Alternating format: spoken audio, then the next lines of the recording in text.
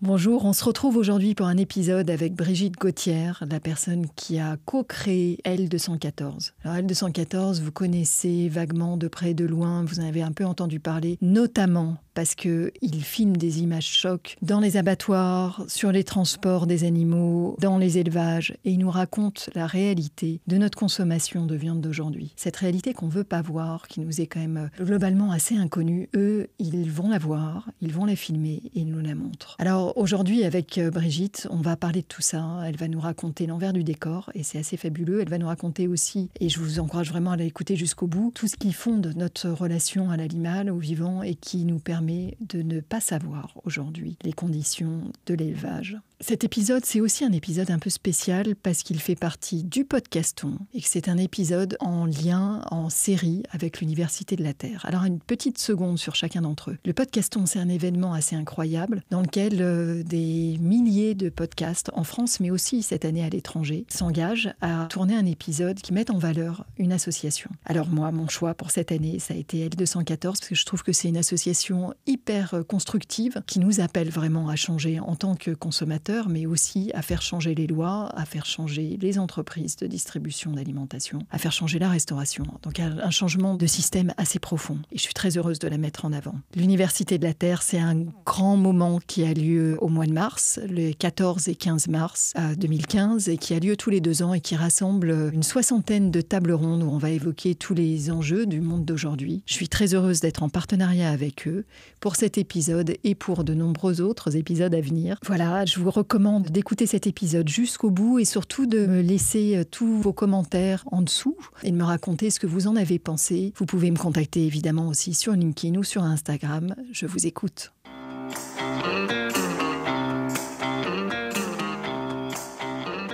Bonjour Brigitte. Bonjour Delphine. Merci de venir. Aujourd'hui, on va parler ensemble. Tu es une grande dame de l'engagement. Non, je ne suis pas une grande dame, je fais 1m65. Du haut, tu es 1m65, tu es une grande dame de l'engagement. Tu es celle qui a fait avancer la cause animale en France. On va en parler tout au long de cet épisode. Tu nous sensibilises, tu nous permets surtout de comprendre ce qui se passe derrière ce qu'on mange. Et aujourd'hui, il y a un magnifique écran de fumée. Même si il tend forcément la fumée tend à retomber un peu, mais enfin globalement, on ne comprend rien à ce qui se passe en amont du beefsteak qu'on a dans notre assiette, du cuir qu'on porte sur nous. Et toi, tu nous permets de comprendre ce qui se passe dans les élevages, sur le transport, dans les abattoirs.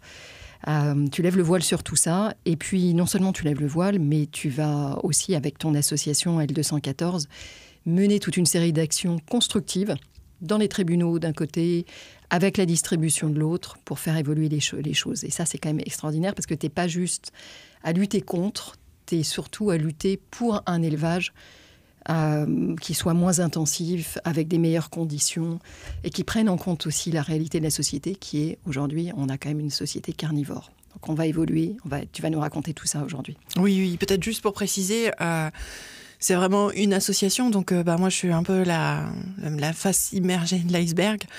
Mais voilà, L214, c'est un ensemble de personnes, salariés, bénévoles, des membres.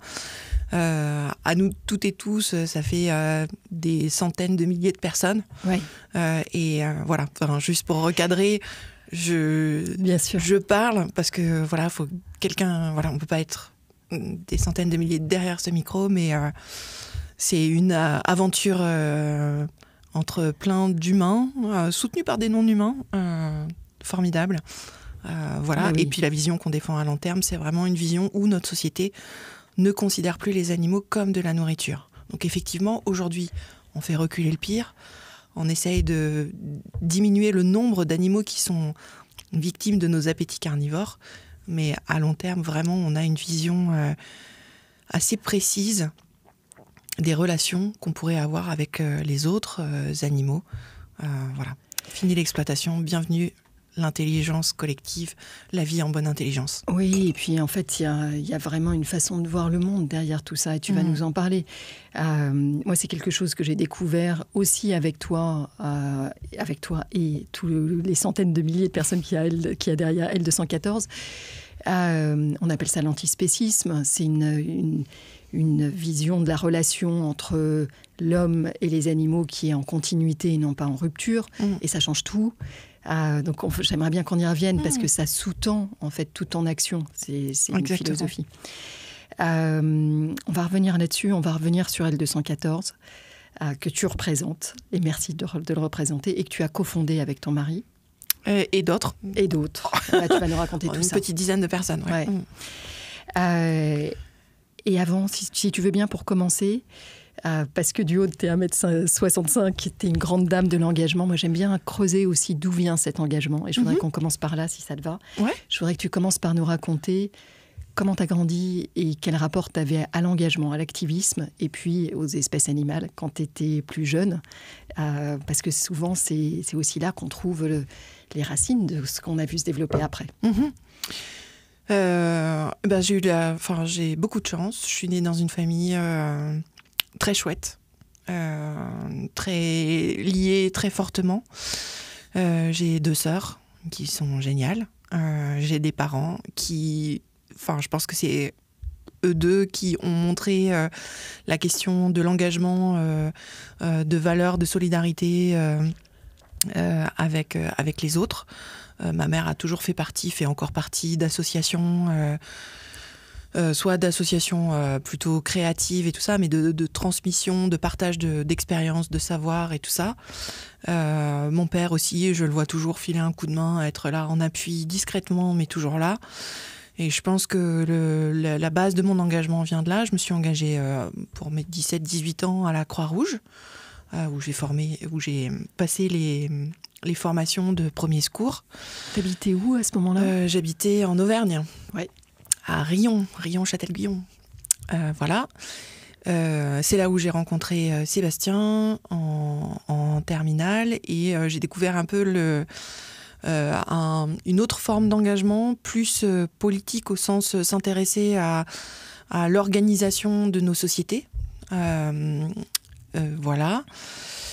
Et la question animale est arrivée un petit peu par hasard. Donc, il faut savoir que Sébastien, il est petit-fils d'éleveur. Sa mamie et son papy étaient éleveurs laitiers d'un côté, et de l'autre, ses grands-parents ont été bouchers. Son grand-père continuait à 70 ans passés d'être maquignon, c'est-à-dire d'acheter et de vendre des veaux notamment. Et donc, du coup, j'ai découvert un peu la vie à la ferme sous cet angle-là, avec des structures toutes petites en Haute-Loire qui se fait...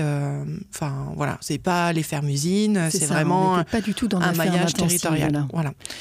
Et voilà, sans aucune remise en question de ma part du fait d'utiliser les animaux pour obtenir de la viande, du lait, etc. J'ai habité avec un chien qui est arrivé dans nos vies. Moi, j'avais, 12, 13 ans. Voilà, il est arrivé un petit peu par hasard. Et c'était pas du tout comme dans les séries télévisées où on peut faire les 400 coups avec des chiens. Voilà. C'était pas chien fidèle qui te suit partout. Du tout. C'était plutôt l'inverse. On lui courait après parce que c'était une race de chien de chasse et qui avait envie de courir partout. Et voilà, il aimait dormir, manger... et cavaler. Et du coup, c'était pas la relation un peu de symbiose, d'unité ou de je sais pas quoi. Donc là aussi, ça n'a pas éveillé ma sensibilité à la question des animaux. Bien sûr, comme tout le monde, je pouvais être révoltée par la chasse, par exemple, ou par les corridas. Voilà, il y avait un certain nombre de choses qui m'émeuvaient. Mais c'est au détour d'une bande dessinée que Sébastien était en train de lire. On dévorait beaucoup de bandes dessinées à cette époque-là. Donc on avait 20 ans. Et il lit la bande dessinée Le Lama Blanc de Jodorowsky, qui retrace la vie du premier Bouddha, Siddhartha. Et dans une des cases de la bande dessinée, des moines passent avec sur le dos la carcasse d'un cochon. Or, normalement, ils ne mangent pas les autres animaux. Et le premier Bouddha qui est mis à l'épreuve à l'extérieur, lui, il a froid, et il est en grande souffrance. Et il dit, pourtant, ce que je vis là, c'est rien à côté de ceux qui... souffre selon le bon plaisir des autres, quelque chose comme ça. Et là, Sébastien était en train de manger un morceau de lard du cochon que son grand-père avait élevé et tué.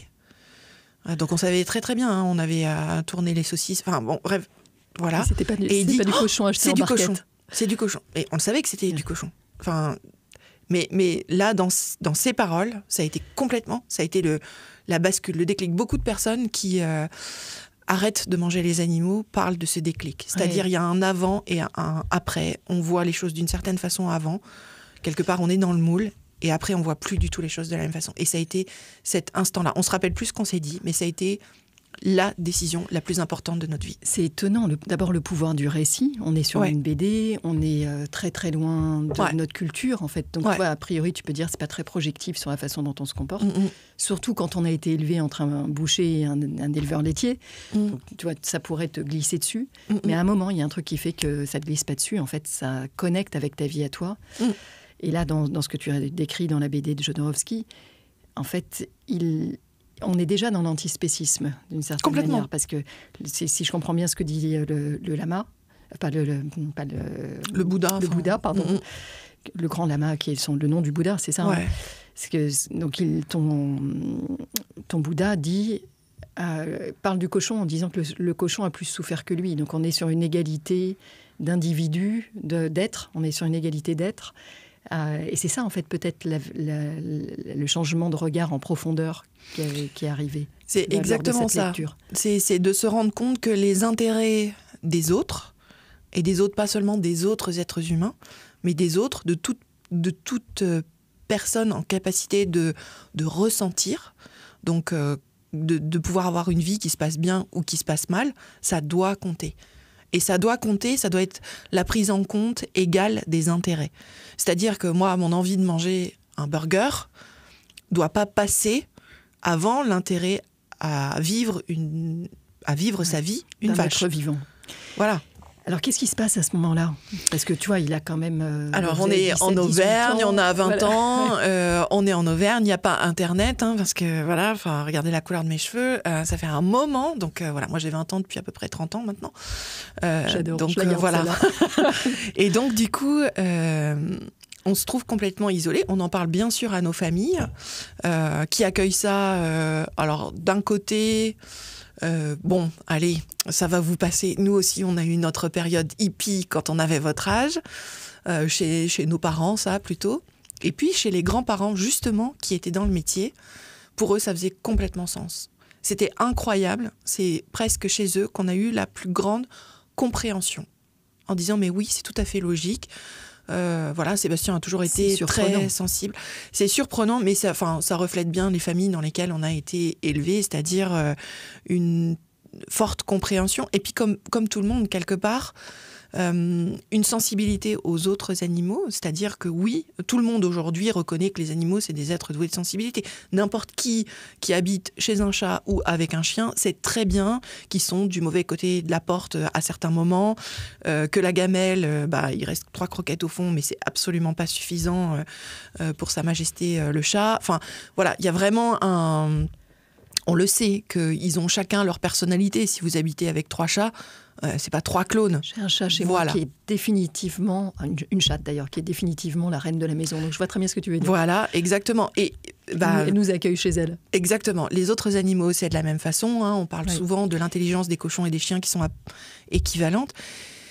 Et donc du coup, tout le monde a quasiment tout le monde a cette fibre, sait que les animaux souffrent et la morale commune, c'est ne pas maltraiter et tuer sans nécessité. En situation de légitime défense, en situation de survie, on peut se comporter de façon autrement. Mais sinon, il n'y a aucune raison de maltraiter les animaux. Et du coup, y compris pour les grands-pères et les grands-mères, c'était juste une évidence, la démarche qu'on avait à ce moment-là. Les grands-mères et les grands-pères qui étaient eux-mêmes éleveurs et bouchers. Éleveurs, bouchers, Maquignon qui était dedans. Sébastien a vraiment passé toute son enfance, en dehors de l'école, les week-ends, les vacances, chez ses grands-parents qui étaient éleveurs. Donc il a fait les foins, tout ça. Voilà. Même moi, j'ai eu le droit de conduire le tracteur pour faire les foins. Une fois, c'était un grand honneur. Non, mais ça veut dire à la fois chez Sébastien une grande capacité à remettre en cause toujours la façon de vivre, mais aussi tous les récits qu'il y a derrière qui lui avaient été transmis sur le plan familial. Et puis, du côté de sa famille, une grande écoute quand même. Donc, du jour au lendemain, quasiment, vous arrêtez de manger de la viande et du poisson, avec une certaine bienveillance de la famille. Donc, ça vous permet d'avancer. Ouais. Toi, tu commences ta vie professionnelle à ce moment-là. Vous êtes pas... C'est un acte très individuel, très... qui n'a pas d'autre portée que votre propre consommation dans un premier temps. Alors, oui et non. C'est-à-dire qu'effectivement, on prend la décision pour nous-mêmes d'arrêter, mais on sent qu'il y a autre chose derrière. Alors, on est tous les deux issus de filières scientifiques, donc hypothèse, théorème et conclusion, enfin, c'est tout très, très logique. Et là, on ne comprend plus. On ne comprend plus pourquoi ça nous semble tellement évident. Pourquoi ça semble évident même aux grands-parents, en fait, enfin, cette continuité. Enfin, il n'y a pas de rupture, en fait, dans le parcours de Sébastien. Il y a plutôt une continuité. Parce que les grands-parents ne veulent pas du mal aux animaux. Enfin, c'est une continuité, en fait. Mais ils poussent le raisonnement jusqu'au bout. Si on prend en considération les animaux, si on les aime, du coup, on ne les met pas à mort pour les manger. Parce qu'on n'en a pas besoin. Il y a aussi ça. Il y a ce truc de savoir qu'il y a des populations qui ne les mangent pas, et qui sont toujours en vie et qui sont en bonne santé. Enfin voilà, c'est juste la possibilité. De dire que finalement, il y a moins de rupture ou il n'y a pas de rupture chez une population qui est en contact avec les animaux, même si elle est en contact pour les utiliser et pour les manger. Cette rupture-là, elle est beaucoup moins forte que dans une population citadine qui est tellement coupée avec l'amont agricole qu'on ne perçoit plus du tout la vache qu'il y a derrière, le bœuf qu'il y a derrière le steak qu'on a devant nous. Complètement. C'est intéressant. Mais c'est pour ça qu'aujourd'hui, le clivage qui est complètement fabriqué par l'industrie de la viande entre les véganes d'un côté et les éleveurs de l'autre, c'est totalement artificiel. Nous, on échange avec beaucoup d'éleveurs encore aujourd'hui, mais c'est totalement artificiel. On le voit aussi dans le documentaire réalisé par Cyril Dion qui s'appelle Animal. À un moment, justement, on voit un éleveur auquel Bella et Vipulane posent la question de « mais quand vous les envoyez à l'abattoir, vos vaches qui vivent dans un énorme terrain avec des sous-bois et tout, où elles sont bien, quoi ?» Et là, lui, il se met à pleurer, quoi. Enfin, c'est un moment de les emmener à l'abattoir, de les faire tuer, d'interrompre leur vie, qui était belle et heureuse. C'est une trahison, Et il est absolument pas à l'aise avec ça. Et beaucoup d'éleveurs ne sont pas à l'aise avec ça. Ils ont choisi d'être éleveurs pour vivre avec les animaux, pas pour les mettre à mort, quoi. Enfin, voilà. Et notre société fabrique ces incohérences, fabrique du malheur, en fait, pour les animaux, mais aussi pour les personnes qui les exploitent aujourd'hui. On va en reparler un peu après, Brigitte, si tu veux bien, parce que comme tu es justement en contact avec ce monde agricole beaucoup plus que la plupart d'entre nous, je voudrais te faire parler de ces enjeux du monde agricole. Et ces enjeux, ils sont multiples. Ils sont écologiques, ils sont économiques et ils sont aussi très, très, très forts, évidemment, sur la santé mentale, la santé physique, la santé économique. Tout est lié, des éleveurs et du monde agricole. Donc, je vais te faire revenir là-dessus dans quelques temps. J'aimerais bien qu'on finisse d'abord ton parcours parce que je t'ai quitté. Tu choisis d'arrêter de manger les animaux comme un acte de transformation personnelle.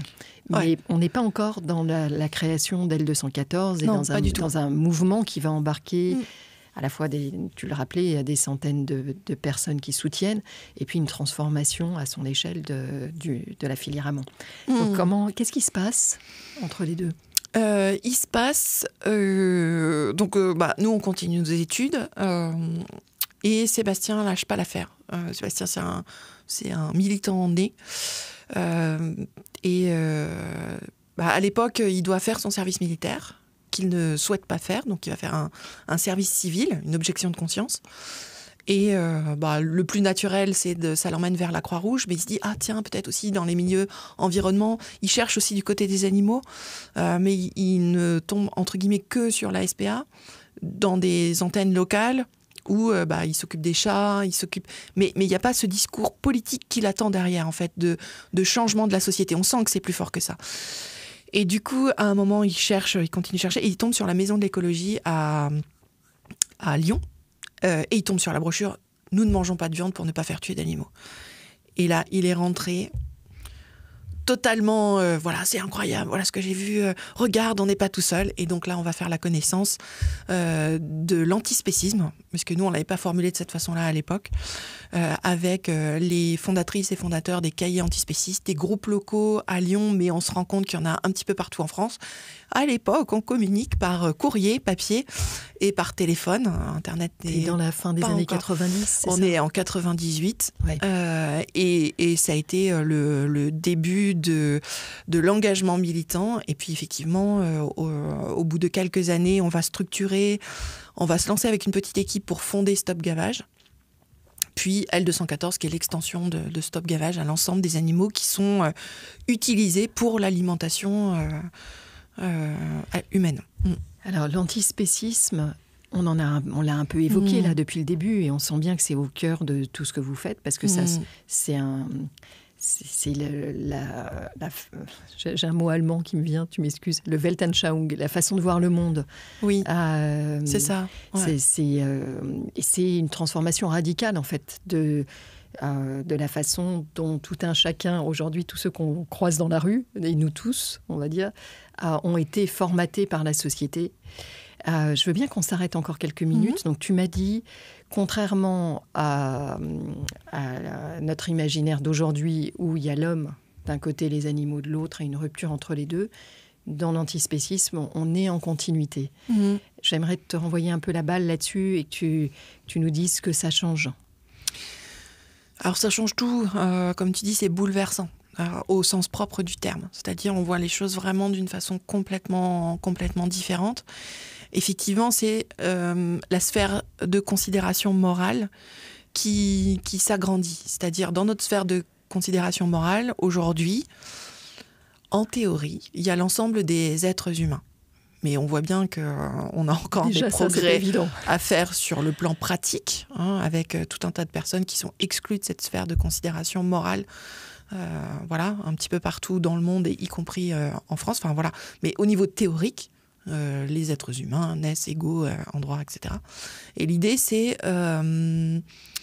de considérer l'ensemble des êtres sentients. Sentient, c'est un nom anglais qui dit la sensibilité, mais pas seulement la sensibilité, aussi le fait de, justement, que notre vie peut se passer bien ou mal, le fait de ressentir des émotions, le fait d'avoir une personnalité propre.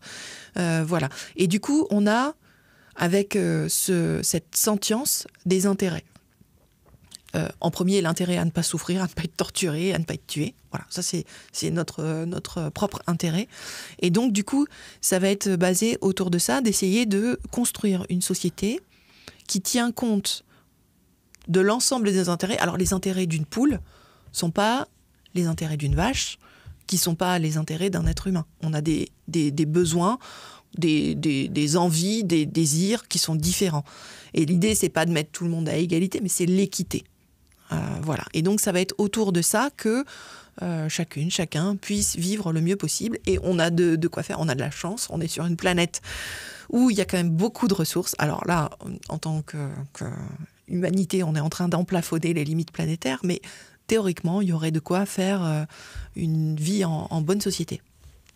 J'ai le sentiment, et tu m'arrêtes, que dans la même période, il y a eu l'éthologie qui s'est développée. Complètement. Qui est une science reconnue et très établie, et qui va venir appuyer aussi tout ce discours-là, en montrant ce continuum d'intelligence, de ressenti, d'interaction. Bon, puis on a la fameuse Jane Goodall qui va aussi travailler énormément là-dessus pour nous montrer le continuum entre le monde des singes et le monde des hommes. Donc il y a aussi tout ce travail scientifique sur lequel vous allez pouvoir vous reposer. Complètement, oui, toujours on s'appuie sur le travail scientifique, même si, j'ai envie de dire, le bon sens paysan nous le disait déjà, mais effectivement, il y a la déclaration de Cambridge sur la sensibilité des animaux, justement, et sur la conscience des animaux. Donc, tous les substrats neurologiques sont présents chez les autres animaux pour les états de conscience. Et ça a été confirmé par la déclaration de New York en 2024. En fait, on est sur des prises de parole d'éminents neuroscientifiques très récente. C'est ça, parce que la déclaration de New York ou celle de Cambridge, pour nous qui ne sommes pas immergés dans le secteur, c'est un peu abscon. C'est des moments où des scientifiques se sont rassemblés, des scientifiques de tous les pays. Exactement, internationaux, neuroscientifiques, vraiment des pontes. On trouve Stephen Hawking, par exemple, dedans, qui font une déclaration. Qui font vraiment une déclaration. Donc sur la sensibilité, ça fait belle lurette que c'est bon, j'ai envie de dire.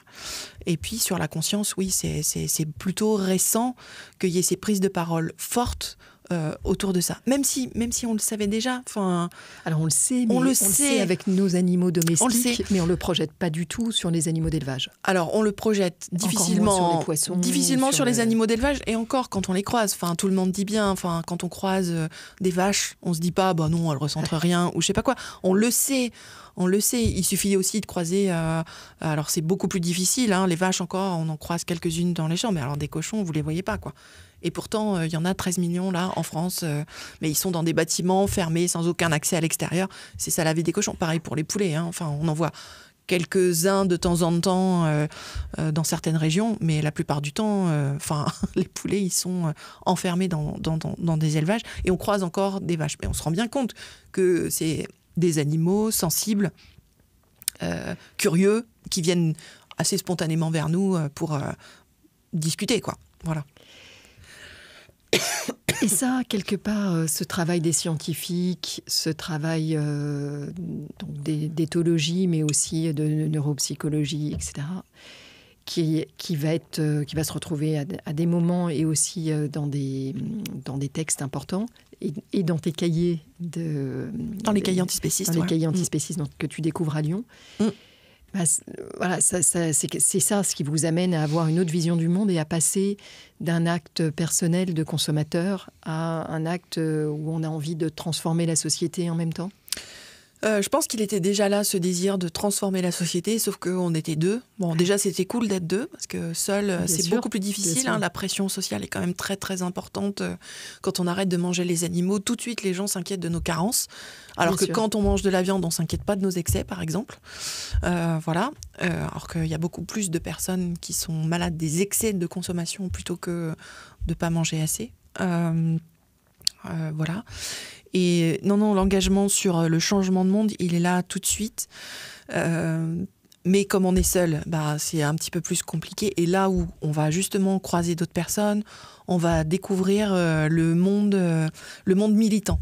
C'est-à-dire organiser des manifestations, organiser des tables d'information, solliciter la presse, solliciter les personnalités politiques. Et puis peu à peu va se construire aussi notre engagement et du coup la création de Stop Gavage, de L214, le fait d'aller solliciter les entreprises et de se dire, bon, on peut prendre le problème par divers problèmes.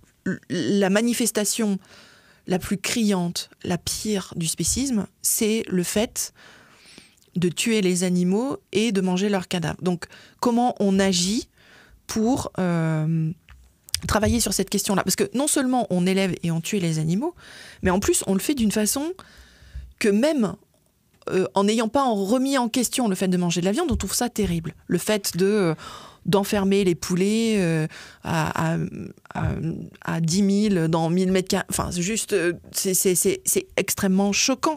La densité des poulets, le fait qu'ils grossissent 4 fois plus vite qu'en 1950, qu'ils boitent, Enfin, on se rend compte de la souffrance et ça, ils ont même pas accès au plein air. Enfin, juste ça. Alors, je t'interromps, Brigitte, parce qu'on se rend compte et en même temps, on se rend pas compte. Et voilà, c'est ça.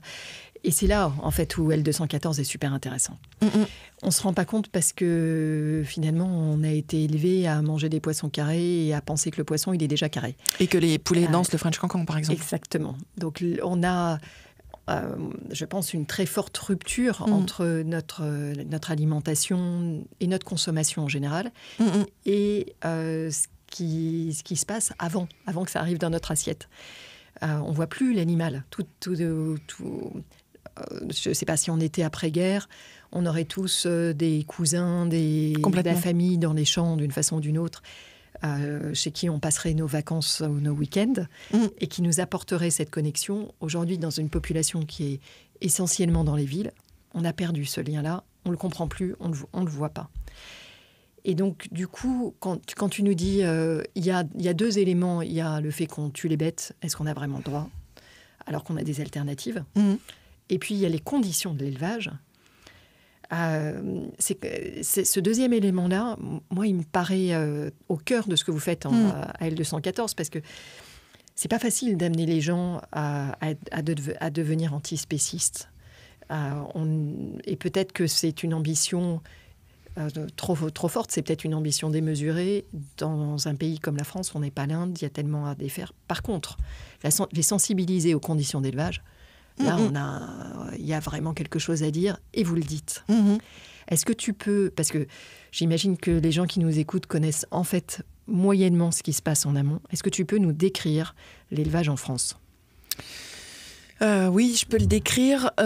C'est pas facile parce qu'il y a plein. Enfin, si vous considérez les vaches, les cochons, les poulets, c'est pas pareil. Et les poissons. On peut parler aussi de l'élevage des poissons, de la pêche. Enfin, c'est pas du tout les mêmes choses.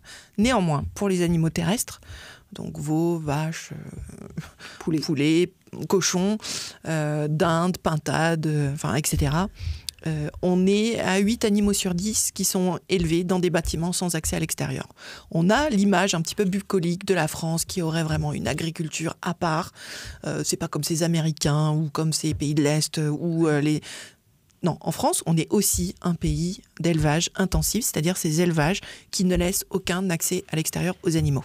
Alors, ça, c'est très important. On n'a pas ces 2 notions en tête. Ni le 80%, qui effectivement est 8 animaux sur 10. Monumental. Et puis, ce que je comprends et ce que je découvre, en fait, en vrai, en venant t'interviewer, c'est qu'en plus, selon les espèces animales, on va monter à quasiment 100% pour certaines d'entre elles. Pour les lapins, pour les lapins, pour les cochons. Ouais.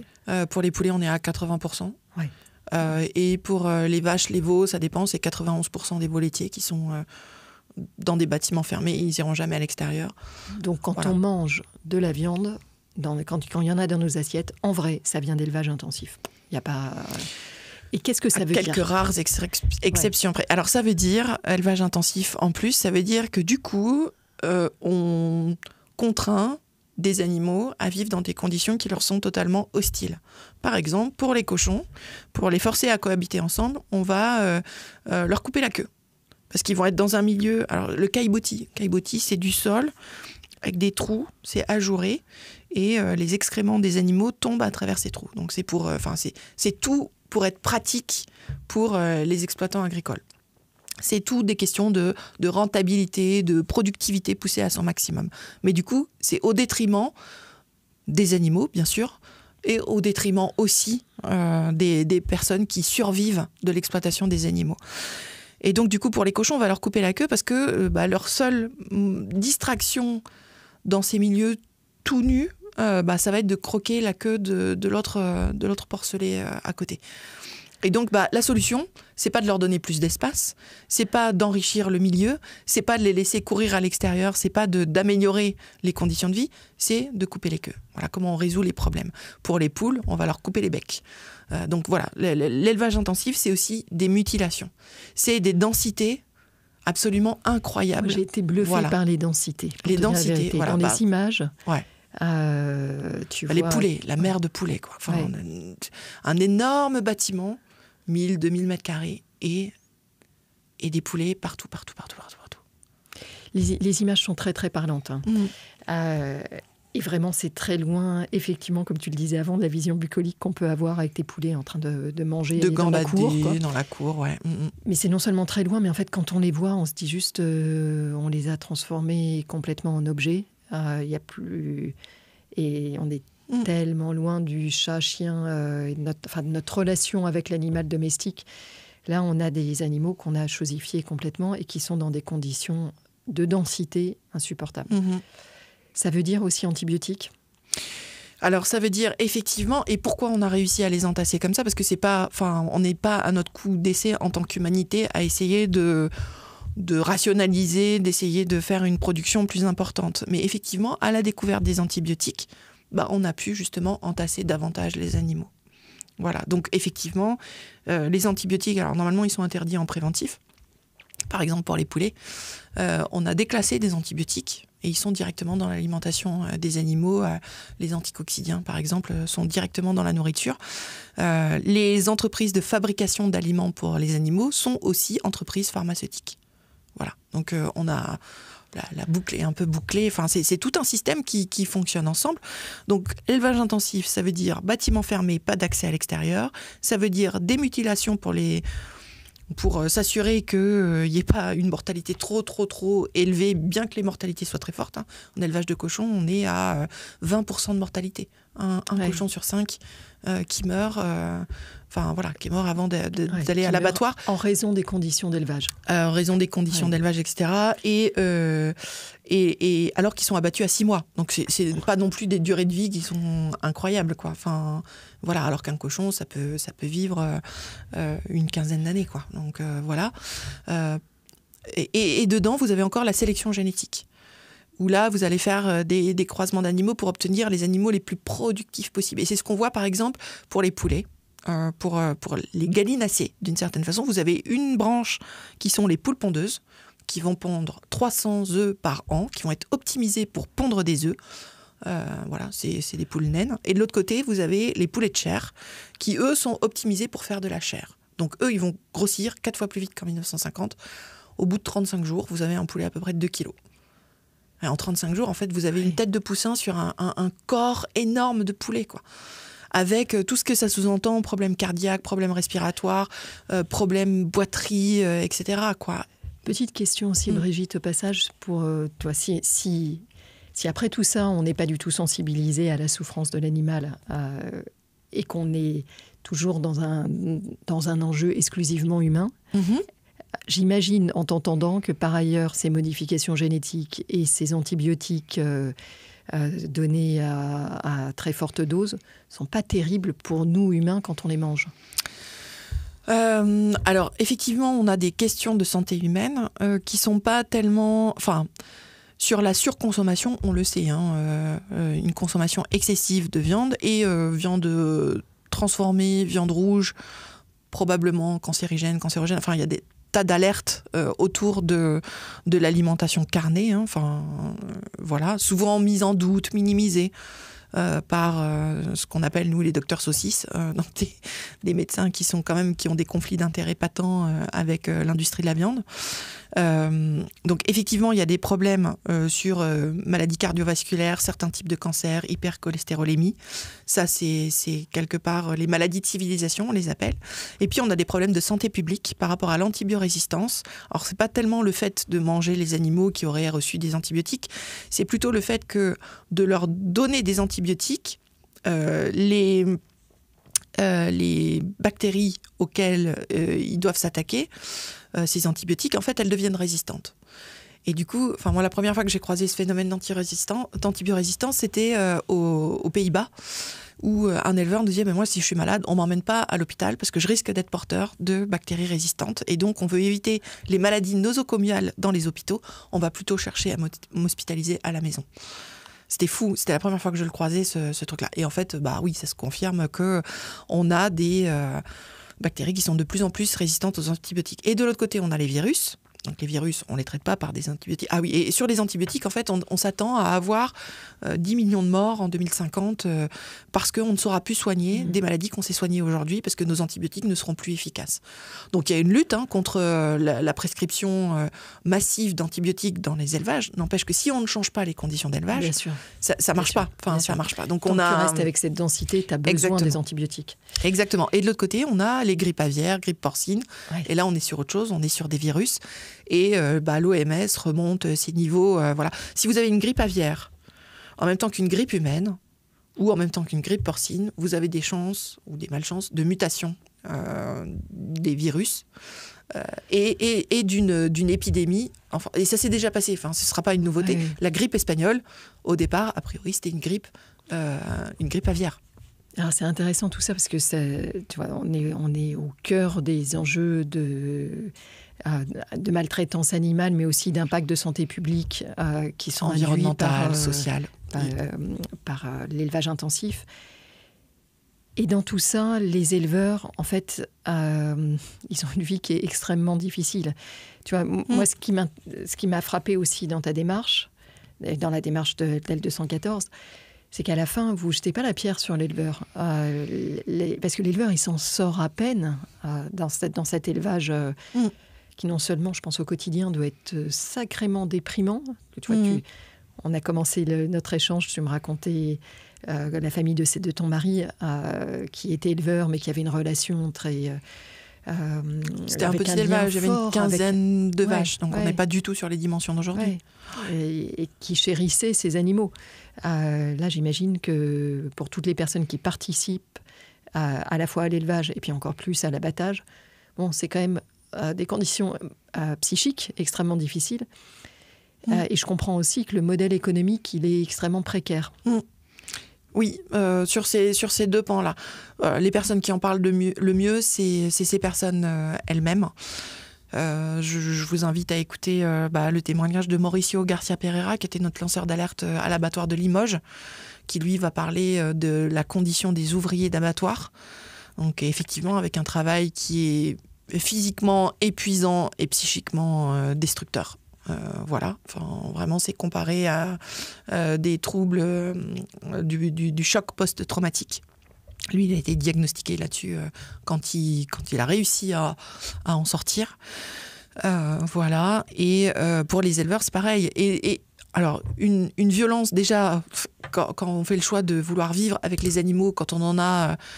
Enfin, je sais pas, quand on est responsable d'un bâtiment où il y a 20 000 poulets, ce qui est le standard aujourd'hui, voilà, c'est la moyenne. Quelle relation vous tissez avec 20 000 poulets ? Enfin, vous ne tissez pas de relation avec 20 000 poulets. Nous, le grand-père, moi je me rappelle de ces scènes où les poules montaient sur le rebord de la fenêtre, venaient toquer à la fenêtre. Il y en avait une qui faisait ça, qui venait toquer à la fenêtre pour que le grand-père, le soir, aille la coucher. C'était zinzin, ce truc. C'était une poule domestiquée. C'était, enfin, vraiment, voilà. Et pour autant, effectivement, au bout d'un moment, enfin, de moins en moins d'ailleurs, il les mettait à mort, quoi. Enfin, pour les manger, pour le coup, voilà. Mais il y avait ce truc-là. Enfin, là, elle avait eu une bonne vie. Elle avait eu une vie plutôt pas mal comparativement à d'autres congénères qui peuvent se retrouver, si c'est des poules pondeuses, dans des cages ou si c'est des poulets de chair dans ces énormes bâtiments. Oui, c'est sûr, ça n'a rien à voir. Et donc, du coup, vraiment, il y a cette relation. Et puis, les contrats. Ils sont sous contrat avec des coopératives, en fait, c'est leur terme à eux, l'esclavage moderne. Et le premier qui nous a dit ça, c'était Philippe Lapac. Il était sous contrat avec Euralis Gastronomie. Il était gaveur. Donc il recevait des canards prêts à gaver. Il les gavait pendant une dizaine de jours et la coopérative les reprenait. C'est pas lui qui choisissait ce qu'il leur donnait. Pas lui qui choisissait les canards. Enfin, vraiment, tout était formaté. C'est la même chose dans les élevages de poulets. C'est la même chose chez les cochons. Voilà, c'est un petit peu moins fort dans les élevages bovins, mais ça commence à aussi se structurer de cette façon. Et des contrats qui les tiennent. Là, on est sur un exemple dans le Nord, élevage à Pillan. On a montré les images de cet élevage. Aujourd'hui, il a un bâtiment. Il veut multiplier sa capacité par 5, parce que financièrement, avec un bâtiment où il y a 20 000 poulets, il ne s'en sort pas. Il veut multiplier par 5, il s'endette pour 10 ans, et la coopérative qui lui fait faire cette connerie lui dit « Oh, nous, on vous garantit des revenus pour 1 an. » Mais les autres années, avec la grippe aviaire, avec le changement climatique, il peut se passer 1000 choses, quoi. Enfin... Tu viens de dire, Brigitte, des choses qui sont hyper importantes, et là aussi, qui sont, je pense, pas très connues de nous qui habitons en ville et qui sommes coupés du monde agricole. Tu viens de dire qu'on les pousse à l'endettement, oui, que les revenus sont quand même très faibles une fois que tu as enlevé toutes les charges. Ouais. J'avais vu autour de 800 et quelques euros par mois en moyenne. C'est-à-dire, en fait, en vrai, tu ne peux pas vivre. Avec des subventions massives. On a 9 milliards d'euros de la PAC qui viennent sur l'agriculture. Et puis, ce que tu viens de décrire, moi, je l'ai découvert il y a quelques mois. Je ne l'avais pas du tout en tête. Je m'imaginais encore l'éleveur avec ses terres et ses animaux et ses choix, comme un petit entrepreneur, enfin, plus ou moins petit, parce qu'on comprend bien que les parcelles ont augmenté, mais en tout cas un entrepreneur agricole. Mais ce que tu nous rappelles là, c'est qu'en fait, il gère, mais il ne possède pas. Il ne possède pas ses bêtes, et il n'a pas les possibilités de choisir l'alimentation. il a un contrat de service, en fait, avec des sociétés avec lesquelles il est lié et dont il ne peut pas sortir. Il contractualise sur du temps long. Oui. Le tout en étant pris à la gorge sur l'endettement. Donc on comprend bien, et c'est pour ça que je trouve que le fait que votre démarche soit pas une démarche où vous jetez la pierre à l'éleveur, mais où vous cherchez à nous faire comprendre en fait cette complexité amont, c'est une bonne démarche. Parce qu'on ne la comprend pas, nous. Non. Et puis l'idée, c'est de se mettre du même côté du problème. Enfin, quand vous avez un souci, l'idée, c'est vraiment d'essayer de comprendre et d'essayer de voir. Enfin, il n'y a personne qui veut du mal aux animaux, quoi. Enfin, c'est vraiment le truc de base. Et après, on est dans des logiques où aujourd'hui, les syndicats qui sont censés représenter notamment les éleveurs ne les représentent pas du tout. La FNSEA en tête. Ouais, la FNSEA en tête. Qui est les céréaliers. Les céréaliers, ils ont tout intérêt à ce qu'on mange de la viande. Parce que, par exemple, pour le maïs, on ne mange pas suffisamment de pop-corn pour que ce soit rentable. Par contre, vous faites du foie gras, pouf, un foie gras, c'est 30 kilos de maïs. Alors, je renvoie tous ceux qui nous écoutent à des documentaires que vous avez faits qui sont super bien faits et qui décryptent tout ça, en fait, ce mode de fonctionnement, notamment et d'abord avec la FNSEA. Et on n'a pas le temps d'en parler plus que ça. Vraiment, je vous encourage à aller le voir. C'est sur le site d'L214 ou sur notre chaîne YouTube. YouTube FNSEA 214, on va vous trouver. Et puis, je le mettrai dans les notes de l'émission. Mais juste un mot, et puis je t'amène sur autre chose, mais ce que je trouvais hyper intéressant, c'était de montrer les liens, justement, de la FNSEA, qui représente le monde agricole officiellement auprès des politiques publiques. Mais ces liens-là avec l'ensemble des céréaliers, puisque le patron de la FNSEA, historiquement, est aussi patron d'Avril et autres grands céréaliers. Et donc, on voit, en fait, ce que vous dénoncez, c'est qu'il y a un intérêt biaisé, il y a un conflit d'intérêts. Exactement. Avec une FNSEA qui ne cherche pas, qui a un intérêt à pousser un modèle intensif avec tous les problèmes qu'on vient de décrire. Exactement. Humain, bien-être animal, etc. Voilà, et on ne plonge pas trop sur les questions environnementales, mais elles sont très prenantes aujourd'hui. Donc aujourd'hui, en réalité, on est en phase d'urgence au niveau de l'éthique, au niveau sanitaire, au niveau de l'environnement, au niveau social, au niveau partage des ressources, avec un monde qui change très très rapidement dû au changement climatique.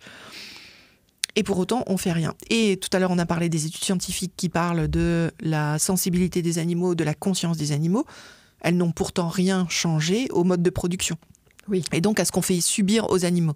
Oui. La science progresse, mais elle n'a aucune conséquence. Et très intéressant, on a des chercheurs de l'INRA, du CNRS, qui ont publié une tribune en disant « Nos travaux aujourd'hui servent aux ONG pour développer leurs argumentations, super, mais elles servent aussi d'animal welfare washing. » C'est-à-dire que l'industrie de la viande s'en sert pour dire « oui, nous on fait du bien-être animal » ou je sais pas quoi. Mais en fait, n'agissent pas, quoi. Donc, s'en servent de frein. Je vois très bien. On optimise un peu à la marge. Les caillebotis sont mieux faits. C'est ça. Voilà, on les repeint en vert. Dedans, mais en fait, on change. Fondamentalement, on ne change pas grand-chose. Et là, les dernières avancées qu'on a obtenues de la part de l'État, par exemple, sur la fin du broyage des poussins, oui, encore heureux. Ouais. Mais le modèle en lui-même n'a pas changé. Le nombre d'animaux ne diminue pas. Tu parles du broyage des poussins et c'est intéressant. Franchement, les vidéos que vous sortez sont difficiles à regarder. Elles sont très difficiles à regarder, ouais. Et en même temps, là aussi, j'encourage tous ceux qui nous écoutent à le faire. On n'est pas obligé de se les regarder toutes.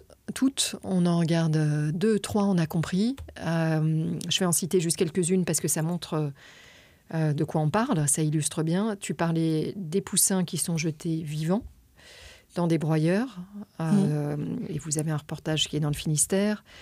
Tu parles de... Alors, j'ai compris que tout avait commencé par Sébastien qui était dans un abattoir charal. Donc, il y a beaucoup de documentaires sur les abattoirs où on voit une vraie maltraitance animale qui est inimaginable, avec des animaux qui sont balancés contre le mur. Et c'est vrai qu'en les regardant, on se demande un peu, mais c'est l'exception qui confirme la règle ou c'est la norme ? En fait, parce que vous intervenez, vous montrez ces images. Elles sont vues des millions de fois, quand même. Derrière, ça génère des pétitions, des fermetures, des amendes, fermetures temporaires parfois. Oui, pas tout le temps. Ça dépend. Ouais. Mais qu'est-ce qu'on doit comprendre ? Est-ce que c'est à la marge du système ou est-ce que c'est très répandu ? le système en lui-même est un système violent. Voilà. Quand on a montré justement ce qui a fait la bascule pour L214, ça a été ces images de l'abattoir de Alès, par exemple, en 2015, où les gens ont été extrêmement choqués par les images qu'on a pu montrer. Et je pense que les images qui ont choqué les gens, ce n'était pas tant les infractions à la réglementation, personne, grosso modo, connaît la réglementation, mais c'était de se rendre compte, de croiser finalement le regard de ces animaux qui vont se faire abattre, de voir la terreur, de voir les tentatives pour essayer de s'échapper, de percevoir la souffrance de ces vaches pendues, la tête en bas, en train d'essayer de se relever alors qu'elles sont complètement en train de se vider de leur sang. Et c'est ça qui a choqué les gens en se disant mais oui, mais moi dans la même situation, en fait ces émotions on les reconnaît.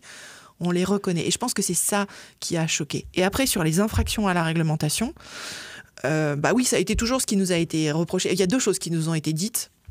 C'est, bon, ce que vous montrez, c'est l'exception. C'est pas du tout comme ça que ça se passe dans les abattoirs. Et nous, on a dit aux abattoirs, ok, sortez vous-même les images de vos abattoirs. Montrez-nous comment ça se passe. Un abattage, comme vous dites, bien-être animal, je sais pas quoi. Il n'y a pas d'images qui sont sorties. Bizarrement, il n'y a aucune image qui sont sorties des abattoirs pour contrer les images qu'on avait montrées. Donc ça, c'est un premier élément.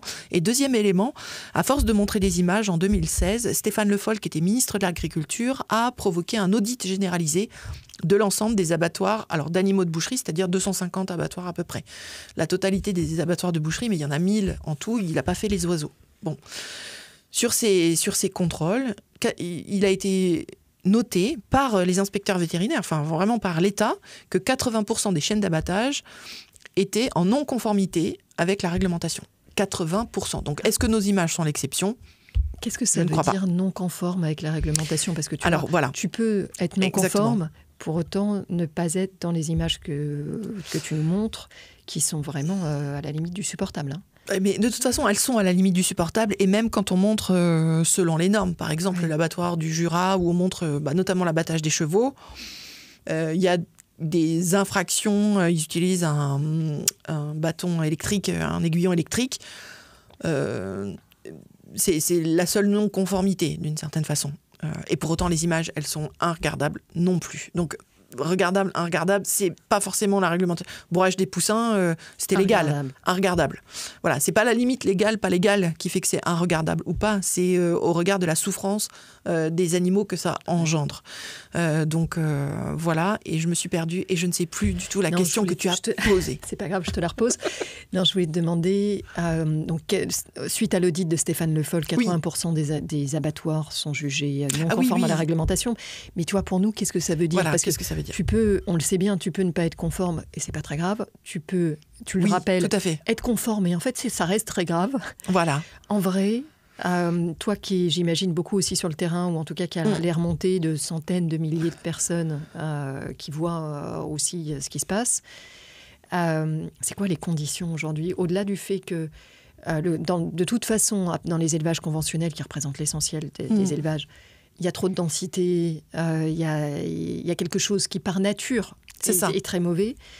Cette maltraitance que tu montres dans les vidéos, est-ce qu'elle est fréquente ou pas ? Alors, effectivement, il faut distinguer la maltraitance structurelle, la violence structurelle, c'est-à-dire, t'es aux normes, mais c'est violent de toute façon. Et puis, quand il y a une infraction à la réglementation, en fait, qu'est-ce que ça fait ? En fait, ça augmente encore les souffrances endurées par les animaux. Par exemple, une non-conformité dans un abattoir, ça peut être le box de contention, c'est-à-dire le box d'immobilisation qui n'est pas aux normes. Donc, tu as un veau qui rentre dans un box qui est destiné à une vache et du coup, il peut bouger. Or, les veaux sont abattus par pistolet à tige perforante. C'est un humain qui vient placer le pistolet à tige perforante entre les deux yeux et il doit ajuster son tir. Si la tête peut bouger, le tir, il n'est pas ajusté. Et donc, du coup, faut recommencer. Donc, au lieu d'étourdir d'un coup l'animal, on va juste le blesser, puis le reblesser. Voilà. Ça peut être pas de contrôle de l'inconscience une fois que l'étourdissement a été fait. Ou un étourdissement peut être insuffisant. Par exemple, avec les pinces à électronarcose. Donc, l'idée, c'est de d'électrifier le cerveau, de faire tomber dans la conscience par une décharge électrique. Et puis, le courant peut ne pas être suffisant. Il peut y avoir, c'est utilisé notamment pour les ovins, la laine qui empêche un bon contact électrique. Et les animaux reprennent conscience avant d'avoir été saignés. Et donc, du coup, ils sont saignés en pleine conscience. Bon, là, c'est interdit par la réglementation. C'est une infraction à la réglementation de ne pas avoir fait le contrôle, de ne pas avoir fait un étourdissement de secours. Et c'est des souffrances accrues pour les animaux. Ça, c'est là-dessus que nous, on s'appuie. C'est-à-dire, t'as pas fait les papiers. Oui. Bon, ça, c'est pour ça que je viens de chercher. C'est pas très grave. Mais la plupart des infractions à la réglementation, c'est des personnels qui sont pas suffisamment formés. C'est du matériel qui n'est plus aux normes ou qui n'est pas aux normes ou qui est utilisé pas pour le bon usage. Et ça, c'est vraiment des souffrances en plus pour les animaux. Donc, ce que tu nous dis entre les lignes, c'est que les images qui ont fait le tour je ne sais pas si c'est le tour du monde, mais en tout cas le Tour de France, qui montrent des conditions de bien-être animal absolument horribles. Et quand je dis ça, c'est vraiment un euphémisme. En vrai, ça correspond à un état des lieux réel, moyen, des animaux qui finissent dans nos assiettes. Pour faire très, très clairement, oui, c'est la majorité d'entre eux qui vivent des trucs à gauche, horribles. à droite, c'est la réalité. Non. J'ai plein de questions à te poser. Là, je voudrais évidemment te faire parler des lignes que vous arrivez à bouger et de comment vous faites. Mais avant, je voudrais t'entendre aussi sur comment tu fais, et toi et toutes les équipes, pour baigner depuis des années dans ces images qui sont vraiment choquantes. C'est-à-dire, tu les regardes pendant une demi-heure, tu es contente de les arrêter. Bien sûr, j'imagine que vous avez conscience d'arriver à bouger les lignes, mais quand même, comment on fait dans le milieu associatif pour supporter cette violence qui nous est cachée en temps normal? Je pense que c'est le fait d'être dans l'action qui peut nous aider. Après, tout le monde ne supporte pas. Enfin, il y a des personnes qui s'éloignent parce que effectivement, c'est trop dur. Côté L214, on a des psychologues à notre disposition, mis à disposition par l'association, vers lesquels on peut se tourner. Et puis, on voit bien, de temps en temps, encore ce matin, j'ai une collègue qui travaille sur la prochaine enquête là, et qui a dit « Oh là là, j'y ai pensé toute la nuit ». Et voilà, et tout de suite, on est plusieurs à lui dire super que t'en parles. Oui. Il faut, tiens, je te rappelle, tu peux aller voir, aller échanger avec une personne pour pas le garder, parce qu'en fait, c'est quelque chose qui peut nous... Oui, bien sûr, ça mine. Miner, ouais, c'est exactement ça. Enfin, quelque chose qui reste et qui... Waouh. Et il faut pouvoir être résilient par rapport à ça, et tout le monde ne peut pas. On n'est pas du tout égaux devant les événements, devant les images, et puis tout n'est pas rose. Enfin, même si on se soutient les uns les autres, on est en solidarité et tout ça. Enfin, comme dans toute organisation, il peut y avoir des tensions, des irritants, des trucs. Enfin, c'est quelque chose de difficile de travailler ensemble autour de ça.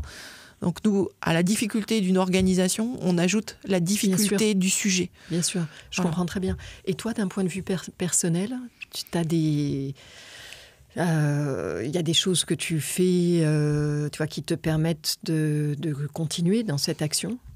Alors, j'ai la chance d'habiter avec Sébastien, qui est aussi un des fondateurs de l'asso. Et du coup, on peut très facilement échanger autour de tout ça. On a fait les premières enquêtes ensemble. Ensemble ou séparément. Enfin, vraiment, on a commencé en même temps. Et du coup, je pense qu'on a... on a vécu de tous les côtés, et du coup, on est très fortement résilient aujourd'hui. Je pense qu'on a développé une capacité de résilience assez forte. Je comprends. Voilà. Et on se rend compte, vraiment, il faut apprendre à se connaître et connaître ses propres limites pour pouvoir dire non, là, stop, quoi. Enfin, là, je peux plus, parce que effectivement, nous, on a les personnes qui sont au montage, par exemple, c'est Orange Mécanique, quoi. Enfin, c'est beaucoup d'images terribles, mais il y a aussi les personnes qui sont sur le terrain, les lanceuses et les lanceurs d'alerte, qui font un travail incroyable. Vous pouvez voir, on a publié il n'y a pas très longtemps le témoignage de Thomas Saidi, qui a mené des enquêtes pour L214 en undercover, c'est-à-dire il s'est fait embaucher pour pouvoir se rendre compte de l'intérieur. Il a été embauché en tant qu'agent des services vétérinaires, ce qui est quand même incroyable, sans aucune qualification sur son CV. Et c'est des méthodes habituelles d'ailleurs de L214. Quand vous filmez des vraies images, alors je voudrais aussi préciser, il n'y a jamais, parce que dans l'activisme aujourd'hui, on ne sait pas vraiment où ça s'arrête, là il n'y a jamais de dégradation de bâtiments ou quoi que ce soit, vous êtes à l'intérieur, observateur. Mais l'objectif c'est de rapporter des images réelles. C'est le témoignage. Ouais. Mais donc ça suppose, à l'image de la personne dont tu viens de me parler, d'être à l'intérieur avec un lanceur d'alerte qui est déjà là, ou d'arriver à se faire embaucher. C'est quand même une démarche, là aussi, qui n'est pas facile. Tu peux prendre des risques aussi personnels. Complètement. Et c'est assez paradoxal, parce que la plupart des gens qui sont engagés auprès de L214, c'est des gens qui ont vraiment arrêté de manger les animaux, qui ont pris de la distance avec ça, qui sont très empathiques vis-à-vis de ce qui se passe pour les autres, donc que ce soit les animaux ou les autres humains. Et du coup, ils se retrouvent dans des positions assez incroyable, paradoxal. Pourquoi c'est pas des personnes qui mangent de la viande qui sont en train de faire ces trucs-là, quelque part, pour creuser justement une industrie qui soutiennent par ailleurs, quoi. Enfin, donc du coup, on se retrouve en plein paradoxe de notre côté. Mais en même temps, ça donne un sens fort à notre engagement. Enfin, on sait pourquoi on se lève le matin, on sait pourquoi on agit, on le fait du mieux qu'on peut avec qui on est. Enfin, vraiment, c'est ça le... Et votre action ne s'arrête pas au fait de tourner les images et de nous sensibiliser. Au contraire, c'est le début de l'action. Alors, je vais te laisser prendre la main dessus, mais j'ai compris que vous aviez à la fois des actions en justice, donc vous arrivez à fermer des lieux qui sont en infraction vraiment avec la loi, avec notamment des cas de manifestes de maltraitance. Mais ça, moi, je trouve ça plus intéressant. Vous êtes aussi en coopération avec les distributeurs ou les restaurateurs pour qu'il y ait des changements de fond, en fait, pour qu'il y ait, indépendamment du changement de la loi, qui prend du temps à arriver, des Monoprix ou d'autres prennent des décisions dans la construction de leur gamme et des renoncements, arrêtent certaines filières qui considèrent comme particulièrement maltraitantes par essence. Exactement. Ça, c'est un vrai travail de coopération. Exactement. L214, effectivement, on dénonce et à la fois, on travaille à des solutions. C'est vraiment les deux pans. Et effectivement, il y a un côté grand public de faire connaître ce qui se passe, de faire connaître aussi qu'on peut faire autrement. Donc il y a vraiment la question de l'action individuelle. Si on veut changer sa façon de consommer, on a des sites comme Vegan Pratique qui peuvent être bien aidants pour cuisiner autrement sans faire de mal à personne. Bon, ça c'est un premier pan, mais surtout, nous, ce qui va l'essence même d'L214, c'est l'action collective, politique au sens changement de la société, mais apartisane, on est rattaché à aucun courant politique. Et on va s'adresser d'une part aux entreprises, effectivement, avec deux pans. Un pan, on va faire reculer les pires pratiques, et là on va demander des engagements. Et si on les a pas, on va rendre public le fait que les entreprises ne se soient pas engagées à faire reculer les pires pratiques. Et c'est comme ça, effectivement, qu'on a réussi à convaincre plus de 150 entreprises à faire reculer, par exemple, à ne plus utiliser d'œufs de poulet élevé en cage de batterie ou à faire reculer les pires conditions d'élevage et d'abattage des poulets, par exemple. Enfin, ça, c'est l'European Chicken Commitment. Enfin, ce sont vraiment sur des sujets très précis. Voilà. Mais aussi, on propose. Et on a eu le Veganuary qui vient de s'achever, avec là aussi plus d'une centaine d'entreprises. J'ai plus le chiffre exact en tête, mais enfin on a encore, je sais pas si on n'a pas dépassé les 200 cette année, entreprises qui, pendant le mois de janvier, se sont mises à proposer l'alimentation végétale, faire découvrir l'alimentation végétale à leur clientèle, par exemple. Donc ça, c'est ce qu'on fait avec les entreprises. Ensuite, on a ce qu'on fait avec les politiques. On a un observatoire qui s'appelle Politique et Animaux, où on va noter. On est beaucoup issus du milieu enseignant. Donc, on met des notes aux personnalités politiques en fonction des actions qu'elles font en faveur ou en défaveur des autres animaux. Et ça, c'est au moment des renouvellements, des élections, mais aussi tout le temps. En fait, on peut solliciter les politiques et leur demander des comptes. C'est nos représentants. On essaye, en tout cas, d'apporter le maximum de transparence et de favoriser l'initiative personnelle, mais dans un esprit collectif. C'est-à-dire, par exemple, sur les dernières images qu'on a montrées sur l'abattoir du Rhône, par exemple, on a encouragé les personnes à aller contacter leurs représentants locaux de façon à leur dire alors, qu'est-ce que vous faites sur ce sujet ? Quelle position vous prenez par rapport à ça ? Quelle va être votre action par rapport à ça ? Et on va agir au niveau local, national, européen, au niveau politique. Voilà, effectivement, en justice, on va agir aussi. Et puis, on va proposer aussi, de l'autre côté, des outils pédagogiques à destination des enseignants, donc sur notre site L214 Éducation, où on a tout un tas d'outils à disposition. On a aussi un journal, Mon Journal Animal, qui traite de la question animale pour les 10-14 ans, dans lequel vous ne trouverez pas des images trash, mais plutôt comment conserver, cultiver la curiosité vis-à-vis des animaux, avec une démarche positive, qui présente des initiatives. On a des interviews de gens qui sont journalistes, écrivains, avocats, vétérinaires. On a des histoires de refuge, le dernier numéro. Tu recrées un lien avec le vivant de façon générale, et aujourd'hui c'est un des gros sujets, au-delà de toute la discussion qu'on a là, c'est un gros sujet de transformation de notre société. Exactement, et puis on sait que, par exemple, on parlait du spécisme, le spécisme se construit, c'est une construction humaine. Et quand on est petit, jusqu'à une dizaine d'années, en fait, on n'a pas cette barrière. C'est-à-dire qu'on considère les animaux pour ce qu'ils sont, des êtres doués de sensibilité, avec qui on peut interagir si on en a l'occasion, etc. Et c'est à partir de l'adolescence où là se construit la distance avec les autres animaux. Ou alors des distances un petit peu construites, on va rester hyper pote avec son chien, mais en même temps, on va plus du tout calculer les autres animaux, quoi. Alors c'est hyper intéressant parce que tu nous décris toutes tes actions et il y en a beaucoup, donc on voit bien que L214... Et j'en ai encore oublié, j'imagine. On est très présent sur les réseaux sociaux aussi. On va mettre le lien vers le site. Ouais.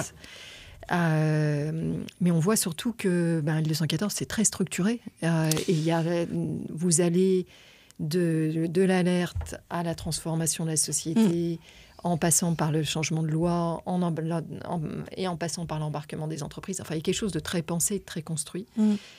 Peut-être un petit mot sur... Et puis, juste une chose, vous faites vraiment changer les lois. Vous avez créé un délit de maltraitance animale. C'était permis... Je suis peut-être un peu fort là-dessus. Je pense que c'est vraiment... Vous avez on a contribué. On peut dire qu'on a contribué à tout un tas de choses en tant que L214, mais il ne faut pas oublier les autres associations qui existent depuis très longtemps aussi et qui font un travail de fond aussi depuis très longtemps. Et il y en a qui sont moins visibles que L214 aujourd'hui, mais néanmoins leur travail est super important. Le travail du côté juridique aussi, il est hyper fort.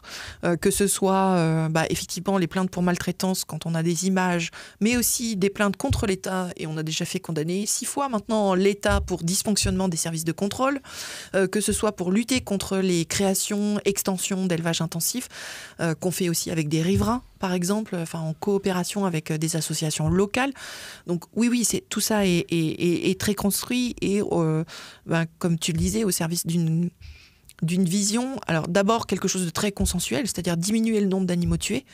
Nous, on aimerait que notre société porte un objectif de diminuer de moitié le nombre d'animaux tués pour l'alimentation française d'ici 2030, de moitié, moins 50%. Enfin, on peut le faire, ça ne change pas la totalité, mais ça nous met dans une dynamique de remettre en question. Et c'est un levier formidable parce que ça va agir en même temps sur les questions d'environnement, sur nos émissions de gaz à effet de serre, sur le sanitaire, sur la grippe aviaire, etc. Enfin, vraiment, il y a quelque chose à faire de très fort dans ce cadre-là, puis continuer de faire reculer les pires pratiques, quoi. Enfin, c'est hyper important.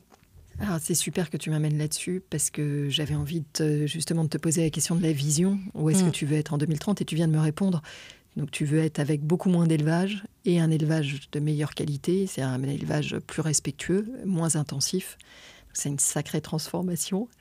En fait, c'est une vraie transformation sociétale que tu pousses. Qu'est-ce qui te donne... qu'est-ce qui te permet d'avoir l'espoir d'y arriver, tu vois, parce que c'est à la fois, comme tu le dis, ça semble atteignable. On est à un moment où il y a de plus en plus de flexitariens, c'est-à-dire de gens qui n'arrêtent pas mais qui réduisent la viande. On a quand même une conscience écologique qui s'est sacrément développée et on n'en a pas parlé là ensemble, mais l'élevage est au cœur des émissions de CO2, directement, notamment par les émissions de méthane et indirectement par tout ce qu'il faut en agriculture intensive pour pouvoir... sur les engrais, sur les déjections, ouais. Et donc ces prises de conscience-là, elles nous mettent sur la bonne voie et en même temps, c'est un changement. Avoir envie, avoir besoin de changements sociétaux, c'est titanesque. Donc qu'est-ce qui te donne espoir là-dedans ? Déjà, le fait que c'est consensuel au niveau citoyen. C'est-à-dire que la majorité des gens disent oui, il faut diminuer la consommation de viande. Et quand on fait des sondages sur le moins 50%, sur la réduction de moitié, les gens disent oui, banco quoi. Ouais, bien sûr. Et on le dit vraiment, hein, on dit moins 50% en 5 ans, on l'avait fait en 2022 avant les élections, et c'était plus de 60% des gens qui étaient OK avec ça. Donc il y a vraiment une volonté. Et après, quand on regarde les chiffres, en fait, les gens n'ont pas vraiment réduit leur consommation de viande. Mais quand on leur demande, ils disent mais oui, j'ai réduit. Mais en fait, l'industrie de la viande est bien plus malicieuse que ça.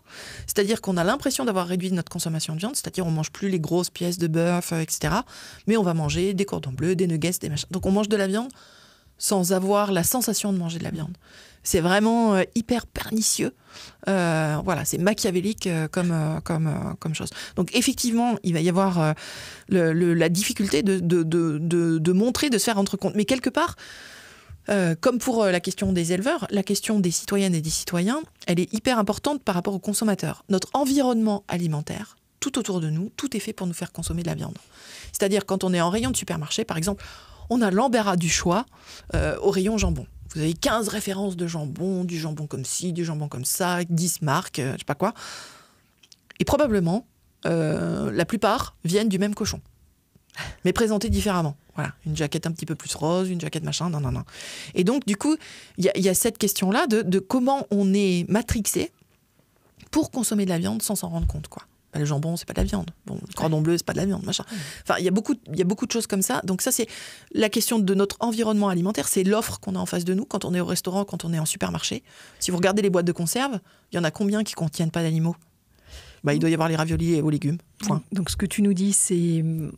On est prêt, mais dans les faits, on ne le fait pas. Alors, on est prêt. On a juste bougé un peu à la marge. Alors ça, c'est l'IDRI aussi qui le dit. L'IDRI, c'est un think tank qui travaille sur ces questions-là.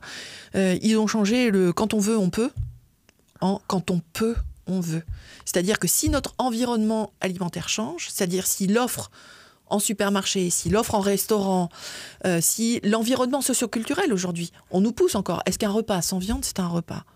Alors un repas sans viande, probablement pas, mais un repas végétarien ou végétalien, oui, c'est un vrai repas.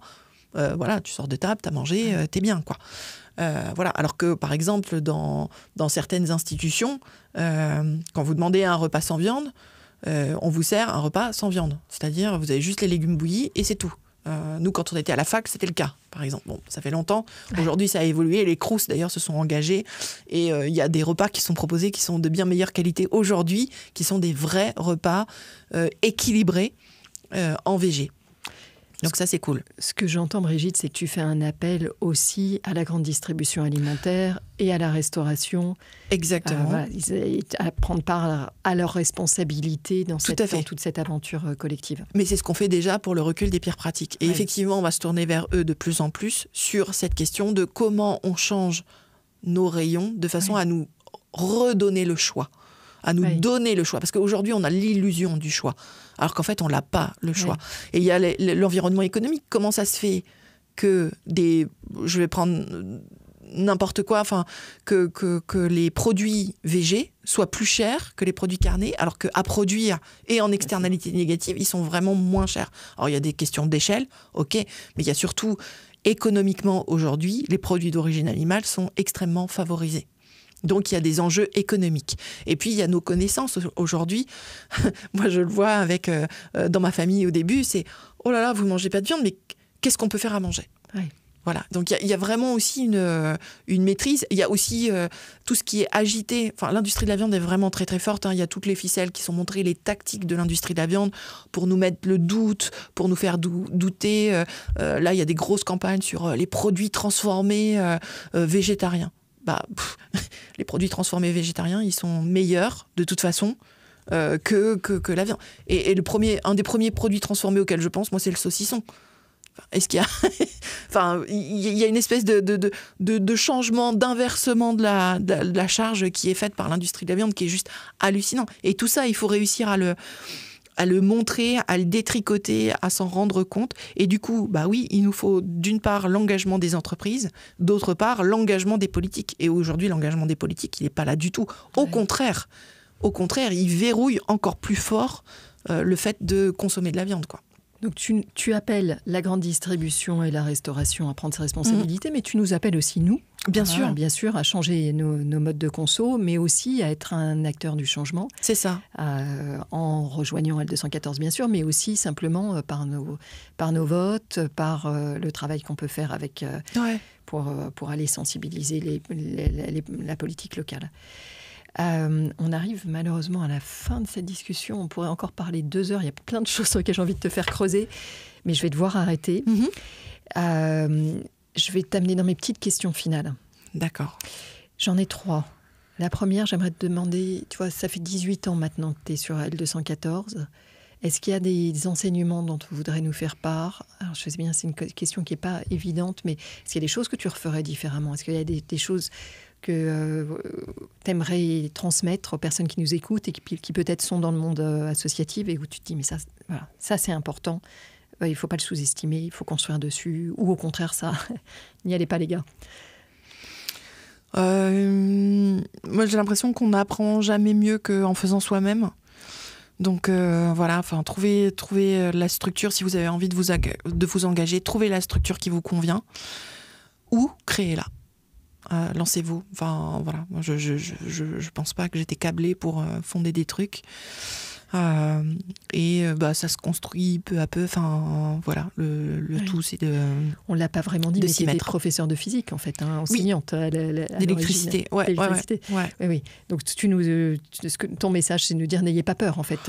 Les associations, ça se crée. Ça se crée. Et les mouvements, ça se crée. Quand on trouve pas chaussure à son pied, il faut y aller. Ouais, il faut y aller. Et il faut y aller avec des personnes avec qui vous vous entendez bien, où vous êtes d'accord sur la vision, là où vous voulez arriver, et vous êtes d'accord aussi sur les méthodes.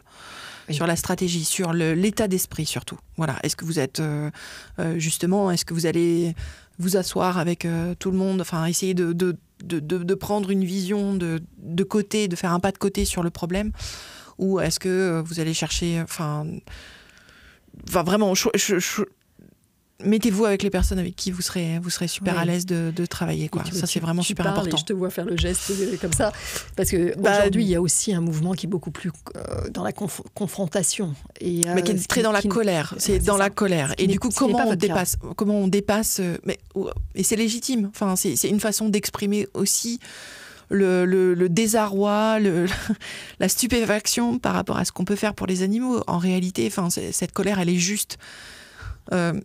Mais après, pour faire avancer, nous, on a le sentiment, en tout cas, et c'est le parti pris qu'on a, c'est que on y arrivera plutôt justement en essayant d'emballer l'ensemble des parties prenantes. C'est-à-dire qu'on ne va pas pouvoir faire la révolution, même si c'est une révolution dans le temps, sans les gens qui vivent aujourd'hui de l'exploitation des animaux, quoi. Enfin, c'est obligé que ça passe avec eux, quoi. Donc, quand on choisit une association, on choisit aussi un mode d'action et une culture. C'est ça. Et ça, c'est important de le dire. Ouais. J'aimerais te demander à quelle personne inspirante et engagée tu as envie de passer ce micro. Tu sais qu'à Demain n'attend pas, j'interviewe des gens qui bougent les lignes. Et c'est pour ça que je suis tellement heureuse de t'avoir avec moi aujourd'hui, parce que Dieu seul sait que vous bougez les lignes. Quelle est la personne qui devrait prendre ta place sur cette chaise bientôt? C'est difficile parce qu'il y en a vraiment beaucoup, je trouve, à des échelles très très différentes les unes des autres. Et c'est une bonne nouvelle. Et c'est une très bonne nouvelle. Dans l'approfondissement peut-être, parce que L214 a ses bases justement sur les cahiers antispécistes et nourri par des philosophes. Et je pense à Victor Durand-Lepeuch, qui a créé d'ailleurs un podcast qui s'appelle Comme un poisson dans l'eau, et qui va venir approfondir ces questions-là. Et je trouve que c'est vraiment important de comprendre en fait nous quelque part on est sur le côté un peu pratique, pratico-pratique. Qu'est-ce qu'on fait, comment on déconstruit, comment on reconstruit, comment on avance ensemble en tant que société, mais on est vraiment sur le pratico-pratique quoi.